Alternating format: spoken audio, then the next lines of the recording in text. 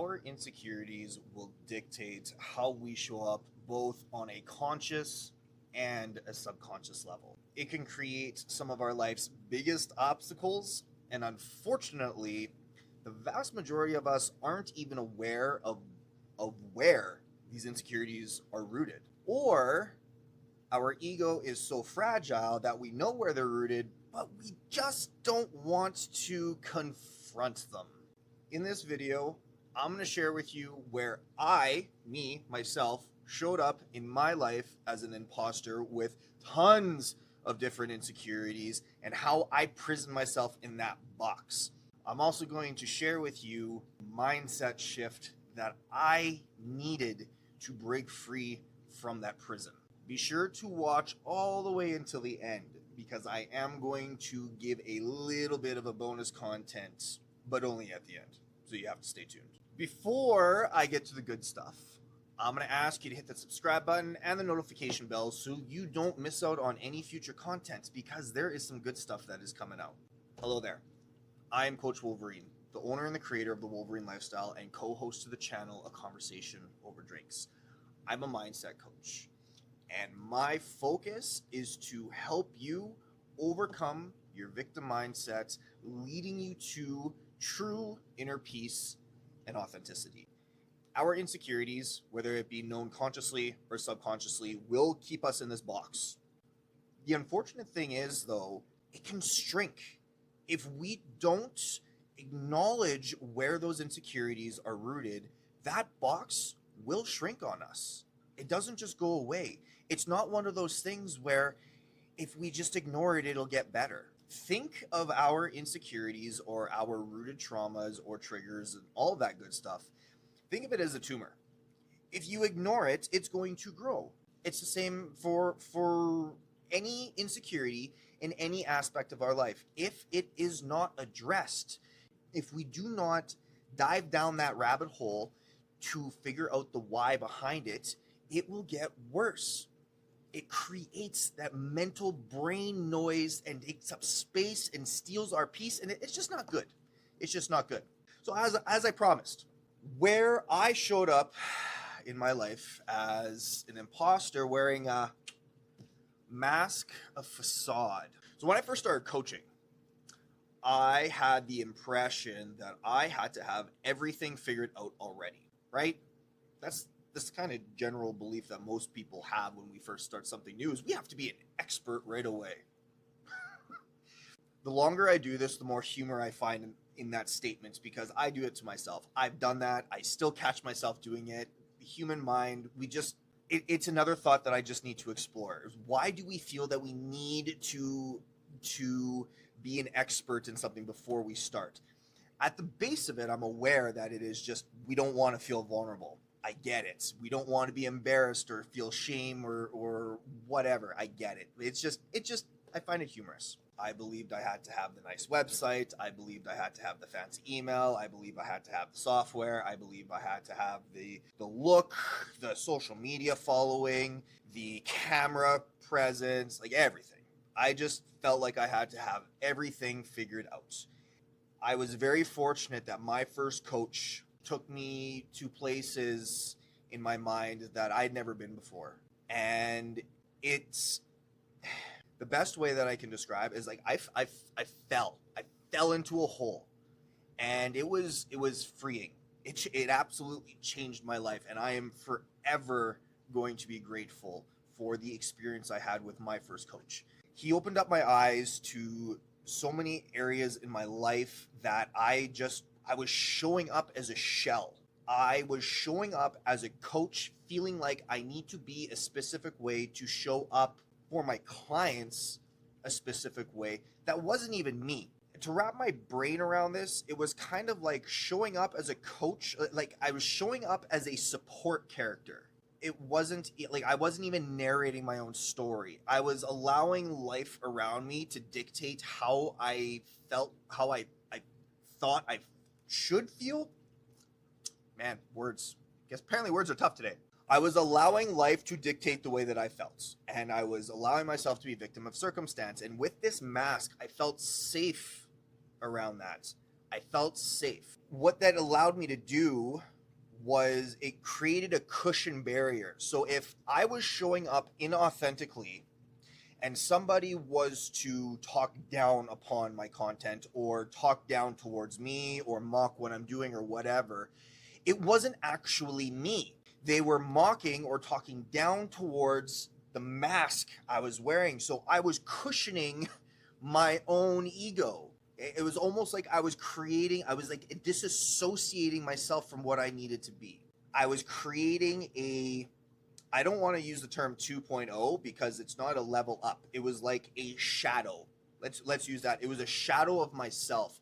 I was using in my content as a mascot to ensure that I didn't feel vulnerable. If you ever have the time and you want to go back and take in my original content from when I first started, man, it was horrible. I used to script everything. I used to have like a little teleprompter here that I was trying to read off of, and it was just bad. Okay, guys, like I will be the first to admit my first content was bad. Watching myself is cringeworthy because it wasn't even me. It wasn't me. It was a character I was playing in my movie. Okay, so throughout this process, of course, growing the business was very slow going because I was trying to sell an idea and a concept of myself that wasn't even myself. And it wasn't until I started showing up authentically that people started to actually be like, oh, hey, I relate with that. I relate with that. Like, I hear you. I see you. I understand where you're at. You know, I sat there with it. It was strange to me. It was a strange phenomenon having the realization that, wow, like people want the real you. People wanted the real me. And that sat with me for a long time and marinated with it.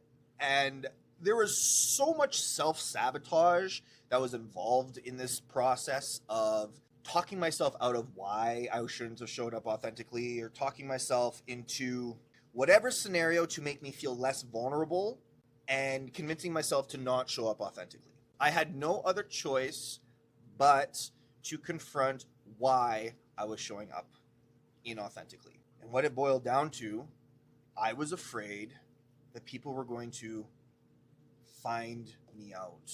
I was afraid to be judged for my rooted insecurities of feeling inadequate or dealing with scarcity or dealing with thoughts and feelings of not good enough or feeling like a burden or dealing with alcohol addiction or drug addiction or porn addiction.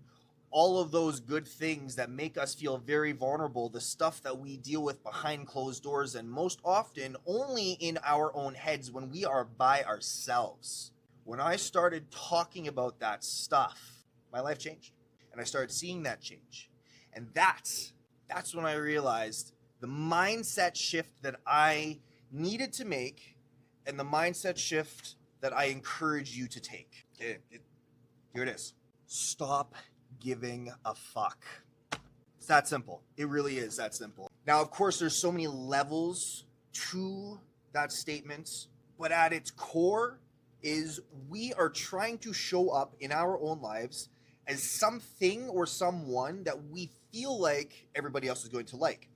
But here's the thing. We are putting on this show for people that we aren't even, that they're not even our friends. We don't know these people. We buy things with money that we don't have to impress people that we don't know, to lead a facade of a life that isn't even our own. It's the whole, I got to keep up with the Joneses because Jack and Jane down the street have this figured out. They have this toy, they have this house, they have this business, they have this, that, the other thing. Well, I'm not there. So I feel like I got to show up because society has this expectation of me that I should be showing up this way. And that was the breakthrough. The amount of time in our own minds, in our insecure mind, that we obsess over other people thinking about us is completely a waste of time, because everyone out there that is we think is thinking about us, they're not thinking about us. They're not. When we are in our brain space with all of these worries and all of these insecurities, we will either pick one particular person or a group of particular people, or it's the entire populace of society that we compare ourselves to. So when we put something out there, so say I'm putting out this video, for example, there's going to be two insecurity foundations that I'm going to build that off of either A, what are my peers going to think, or B, what is the rest of the world going to think? But we very, very rarely explore the other one of what am I going to think? What am I going to feel? Because the fact of the matter is, the first one, our peers and our friends, if we put something out there that is authentically ourselves, and all of a sudden our friends, our family, and our peers, they start creating distance, you're welcome. You're welcome. Those people are not meant to be in your life.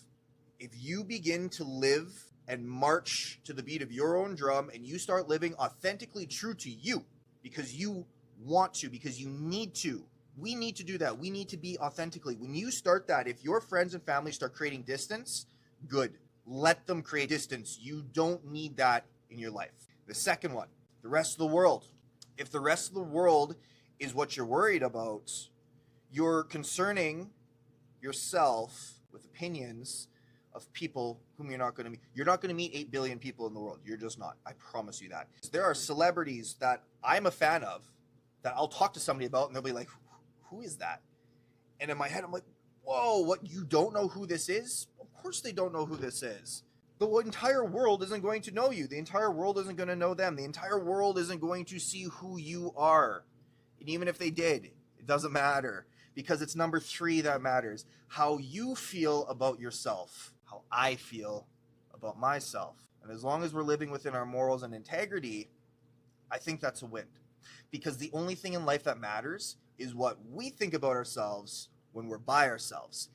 Every single thing in our life will follow suit to that belief. I promise you this. We are the only ones that live and occupy this space all day and every day.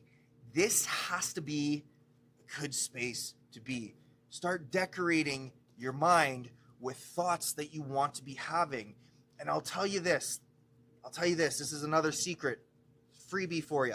When you start to live authentically true to yourself and you confront those insecurities that you have, when you confront those feelings of inadequacy towards other people, when you show up as you are going to feel so much better. You're going to have so much energy. You're going to sleep better. You're going to eat better, because it's exhausting wearing a mask.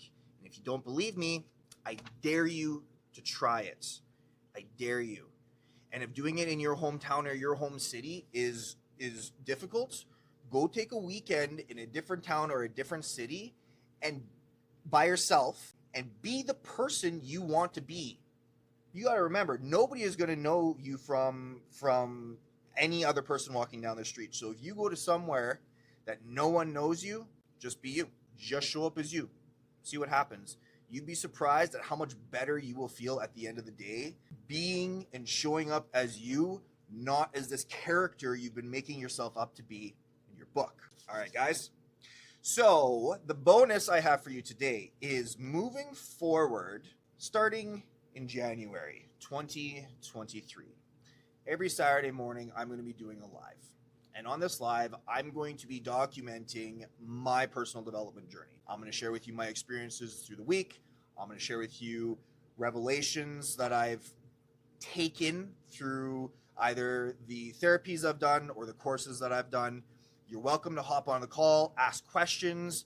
If you're needing quick coaching on something, or if you're wanting to do the personal development along with me, hey, the more the merrier. And I'm excited for this. And so I'm looking forward to see you there. Outside of that, if you're looking to confront those insecurities, if you are looking to get out of the prison of the facade that you have created for yourself, send me an email, coach@thewolverinelifestyle.com. We can have a simple chat over coffee and we can see what's holding you back, what's getting in your way, or how are you getting in your own way.